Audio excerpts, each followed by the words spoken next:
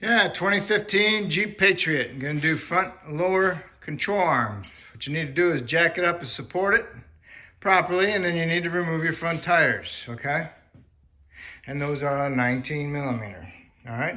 And once you get it up in the air and jacked up and supported, and you got the tires off, then you need to remove the front shield under body panel.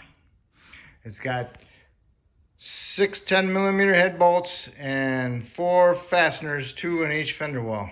Okay. All right, Jeep Patriot lower control arms. You're gonna replace them right and left. Well, it's got an under panel on it. It's held on by 6 10 millimeter bolts. 6 of these and 4 of these fasteners, 2 on each side. You can remove them. Need 3 there and 3 there, and 2 holes there and 2 holes on that one. Takes it down, just gets it out of the way so you can get to these control arm bolts without having to force your way into it. What you want to do is you want to remove this one. This is a 21, but what I did is I sprayed them down with some penetrant first, especially inside the ball joint here. All right, so this is a 21. You can remove that one, loosen that one. The nut is part of the subframe. Loosen this one. Take the nut off the top. That's a 21, okay? Remove the ball joint bolt, retainer bolt, 18 bolt, 18 nut. And it does not have any splines on it, just a threaded bolt. So the bolt is able to turn, because some have a spline bolt and they're not supposed to turn. Okay, so you got those all loosened up, the nuts off, and then what you can do is if you got an angle pry bar, get it inside the ball joint like that, hit it with a hammer and open it up, or even turn the wheel. So you can get a chisel in there or a flat blade screwdriver. All you want to do is just open it up a little bit to relieve some of the pressure in there, maybe some of the rust that's stuck to the ball joint itself. So when you do that, it should come out pretty easy.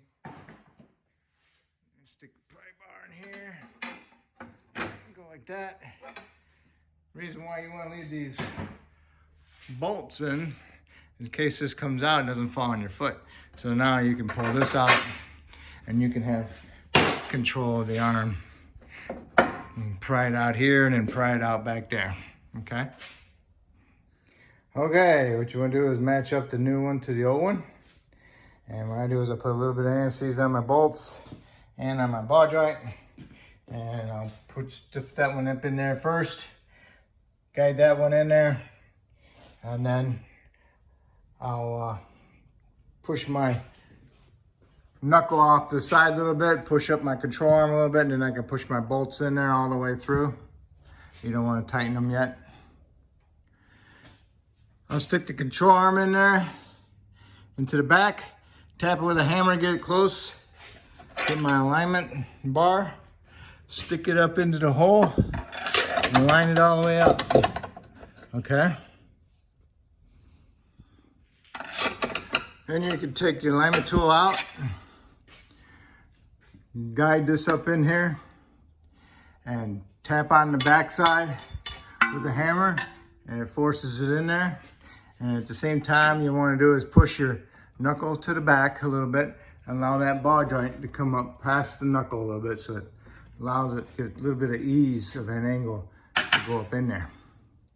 And after you got it in there, and then now you can line up your holes and put your bolts in there and get them started, okay?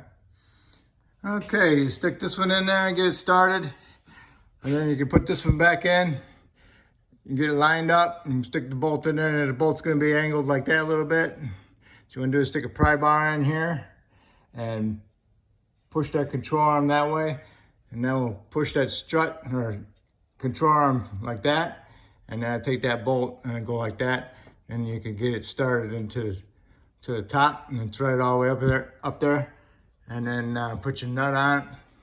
Then you want to tighten that one up. Okay, tighten that one up.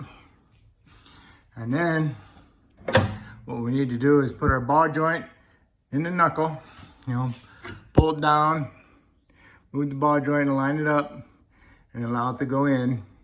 And then put your bolt through here. As long as that part lines up on the ball joint, you might pry it up and down a little bit to find the right spot for it to go through there to allow for that round spot on that ball joint for that bolt. I'll line up the ball joint with the knuckle. I'll tap it up in there a little bit, and I get my other bolt for it, stick it in here just a little bit, put a little bit of pressure on it, and tap on the ball joint on the bottom. And when this falls into the notch, then you can tap on the bolt, push it all the way through. I tapped on the ball joint, and my bolt slipped in. So now I can push it all the rest of the way. And then I can put my nut on there and tighten that up. Okay, you got the ball joint bolt tight. You got the rear control arm bolt tight.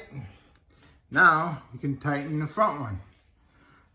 This bushing needs to be tightened up at right height, close as possible. Because if you tighten it when the control arm is like this, and you push it up like that, you're putting stress on that bushing. You're gonna wear that bushing out prematurely. So you want it to be tighten it up at right height. So when the suspension goes up and down, it comes back to rest at its normal position. Okay? So once you get it there, right height, then you can tighten that bolt up. Okay, you got all 3 bolts tight, and that will complete this control arm. Now if you're gonna do the other side, do the other side exactly the same way, and then when you're done, go ahead and put your lower panel back up. Got the 6 bolts and the 4 retainers, okay? And that's it. If I helped you doing these control arms, that's awesome.